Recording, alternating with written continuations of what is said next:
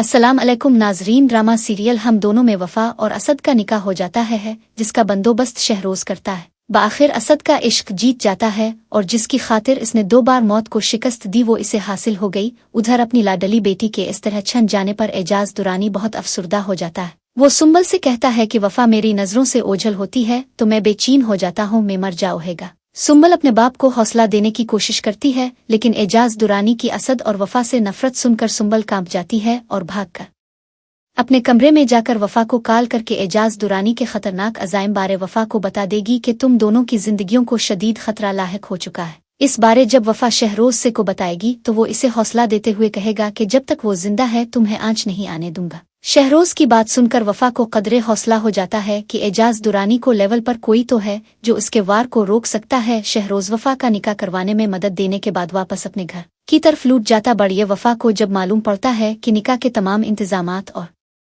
अखराजात शहरोज ने बर्दाश्त किए हैं तो वो कमरे से भाग बाहर आकर शहरोज का शुक्रिया अलिफ दी करेगी जिसने मुश्किल वक्त में अलिफ का साथ दिया। उधर एजाज दुरानी अपनी दूसरी बेटी सुंबल का शुक्रिया अदा कर रहा होता है जिसके शहरोज से शादी से इनकार के बाद इसकी जगह शहरोज से शादी के लिए तैयार हो जाती है। वो इसे कहेगा कि इसका ये एहसान वो सारी जिंदगी नहीं भूल पाएगा, लेकिन इस सारी सूरत-ए-हाल पर सुंबल बहुत अपसेट हो चुकी होती है। शहरोज भी घर पहुंच जाता है और सुंबल को कहेगा कि तैयार हो जाओ, मैं तुम्हें लेने आया हूं। क्या सुंबल की शादी शहरोज से शादी हो पाएगी? कमेंट्स में अपने राय जरूर दीजिए और अगर आप हमारे चैनल पर नए हैं तो मेहरबानी करके इसे सब्सक्राइब भी कर दीजिएगा। शुक्रिया।